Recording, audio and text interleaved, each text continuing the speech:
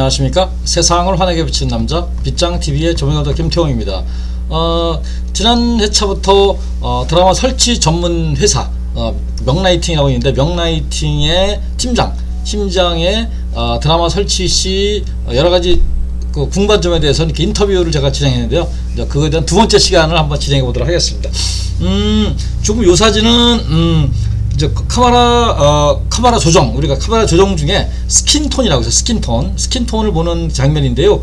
여기 보면은 저 배우가 이게 앉아 있죠. 배우가 앉아 있고, 여기 보면 카메라가 이렇게 하나, 둘, 셋, 넷 이렇게 카메라가 저기 4K 카메라가 이렇게 그 여자 배우의 스킨톤을 지금 보고 있는 거예요. 그러니까 카메라 조정이 다 끝나면은 스킨톤을 보는 건데, 스킨톤 볼 때 여기 조명, 여기 보면은 이렇게 반사판에다가 조명을 비춰서 이렇게 비추기도 하고, 여기도 반사판이 있죠. 여기도 반사판이 있고, 여기도 반사판이 있고, 또 여기는 또 인물을 알려주는 그 키로라이트, 이렇게 스킨톤을 볼 때 이런 조명을 켜놓고 조명하는 모습을 제가 담아서 한번 봤습니다.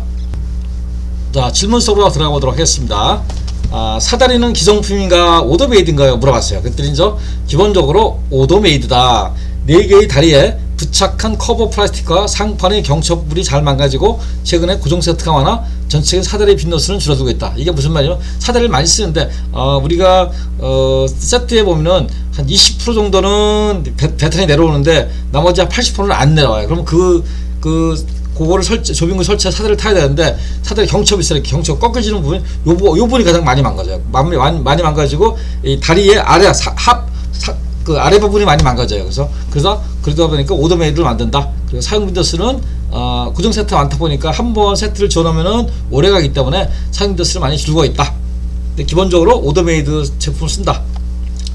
안전모를 착용하고 설치하나 물어봤어요. 그랬더니 최근에 조명기구가 떨어지는 일이 생겨서 안전모를 사용하고 작업을 하고 있고, 세트 설치 시 세트 조립팀도 안전모를 착용하고 작업을 하나 많이 불편해한다. 그러니까 안전모가 이게 좀 과제인데요. 우리나라에서 안전모 이런 그 작업장에서 무대는 철저하게 지켜지는데, 아직 방송에서는 안전모에 대해서 무대같이 아직 철저하지도 않아요. 그러다 보니까 가끔 가끔 이렇게 조명기가 떨어져가지고, 물론 다치지 않았지만, 그러다 보니까 안전모에 대한 이 대비를 많이 하는데요. 아직도 방송은 무대처럼 이렇게 철저하게 안전모를 착용하고 이런 것들이 좀 약하다라는 게 제 판단입니다.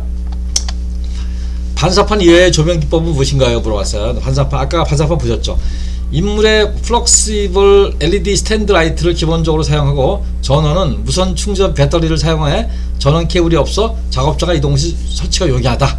한 번 충전된 배터리 사용 기간은 1시간에서 1시간 30분이고 조명 감독이 주문에 의해 설치한다. 그러니까 배터리 그 스탠드를 사용하는데, 거기에 LED다 보니까 배터리를 설치해서 하는데 그 라인이 없다 보니까 용이하게 설치할 수가 있고 그렇다. 근데 배터리만 충전했는데 1시간 정도 걸린다. 그래서 보통 그러니까 녹화가 보통 하루에 2시부터 들어가면은 한 8시간 이 정도 들어가다 보니까 배터리를 할 때마다 이렇게 교체해줘 가지고 진행한다. 물론 한 번에 1시간 동안 계속 진행은 안 해요. 그래서 이렇게 진행을 한다, 이렇게 얘기를 합니다.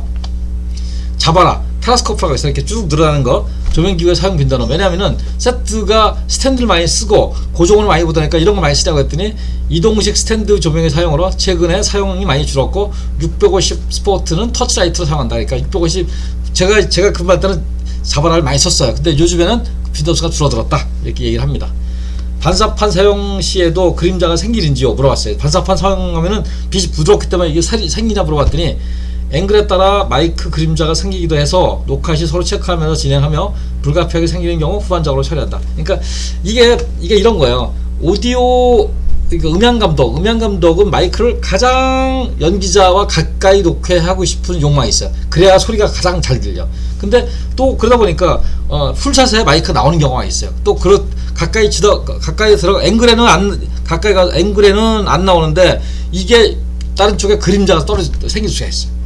그런 얘기야. 그런 거 할 때 서로 조절을 하는데, 불가피하게 너무 연기 잘했는데 마이크 그림자 생겼어. 그런 경우에는 후반 작업이라고 하죠. 우리가 색 보정실에서 색을 이렇게 지워서 진행을 하기도 한답니다.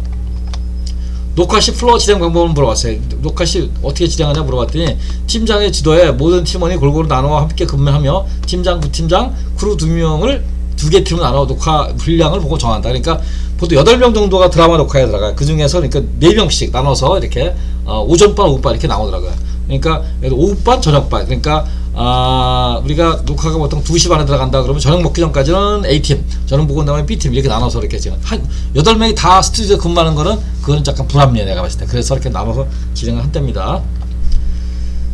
드라이 리허설 시 어떤 일을 진행하냐 물어봤어요. 드라이 리허설 때 도대체 어떤 일을 하냐 했더니 부팀장과 팀원 2명이 조명 감독과 전체적인 리허설에 참여해 조명 수정할 부분을 체크하고 리허설 종료 후 체크된 장소에 조명을 수정한다. 그러니까 세팅을 다 해놨는데 이게 항상 완벽하지 않아요. 그리고 리허설 할 때 연기자가 조명이 원하는 곳에서 하는 게 아니라 다른 곳에서 하는 경우가 있어요. 그러면 그거를 수정을 해줘야 돼. 근데 리허설 할 때 수정을 하게 되면 복잡하잖아요. 그러니까 체크해놨다가 나중에 리허설 끝난 다음에 수정할 거 있으면 그때 수정하는 방법을 이렇게 진행을 합니다.